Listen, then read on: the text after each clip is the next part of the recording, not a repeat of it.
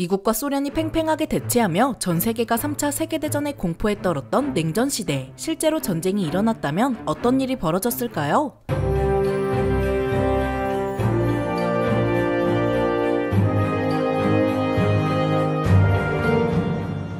안녕하세요. 지식 스토리입니다. 이번에는 영화나 게임의 소재로 단물이 쪽쪽 빠진 소재 제3차 세계대전에 대해 알아볼 텐데요. 당연한 소리지만 3차 세계대전은 아직 일어나지 않았습니다. 일어났다면 아마 저는 이 영상을 만들지 못했을 것이고 여러분도 이 영상을 볼 수 없었겠죠. 그리고 오늘날 우크라이나 전쟁에서 푸틴이 아무리 핵무기로 협박해도 실제로 핵전쟁이 터질 거라 생각하는 사람은 거의 없습니다. 이걸 쓰는 순간 핵공격을 당한 우크라이나뿐만 아니라 핵을 쓴 러시아도 핵공격의 대상이 될 가능성이 높고 온 대륙으로 핵미사일이 교차하며 사실상 인류 종말이 찾아올 것이니 말이죠. 당연히 최초 핵 사용 허가를 한 푸틴의 안전도 무사하진 못할 것입니다. 지금이야 전쟁이 벌어지더라도 국제전이나 단일 국가 간의 전쟁인 경우가 다반사고 큰 전쟁이 일어나도 강대국 간의 직접 충돌은 없었습니다. 그런데 냉전 시기만 해도 자유진영과 공산진영 사이의 갈등은 오늘날 대부분의 사람이 생각하는 것 이상으로 심각했는데요. 핵미사일 관리 시스템의 오류로 전쟁이 날 뻔도 한 적이 있었고 소련이 남미에 위치한 쿠바에 미사일 기지를 건설하려 하자 미국이 이를 이 악물고 막아서며 핵전쟁으로 확산할 뻔한 적도 있었습니다. 만약 그런 일이 정말로 벌어졌다면 서로 핵무기를 주고받는 3차 세계대전은 예정된 수순이었겠죠. 이런 시대적 배경 덕분에 이미 2차 세계대전 말기부터 대부분의 강대국은 3차 세계대전을 예상하고 철저하게 준비를 시작했습니다. 특히 소련이 베를린에 먼저 입성하며 유럽 전역에 배치된 붉은 군대의 수가 늘어나자 연합국은 발등에 불이 떨어진 상태였죠. 다른 연합국은 모르겠지만 연합국의 주축이었던 미국은 2차 세계대전 초기부터 3차 세계대전 가능성이 논의되었고 영국의 경우 윈스턴 처칠 총리의 주도하에 언팅커블 작전을 수립하여 3차 세계대전 계획을 구상했습니다. 만약 소련과 군사 충돌이 일어나면 미국과 영국군은 어떠한 대처를 하고 어떠한 목표물을 타격해야 하는지 분석했죠. 이 계획에는 전시 상황이 벌어졌을 때 영국과 아일랜드의 협동작전도 포함되어 있었는데요. 단순하게 소련이 미사일을 쏘면 우리는 여기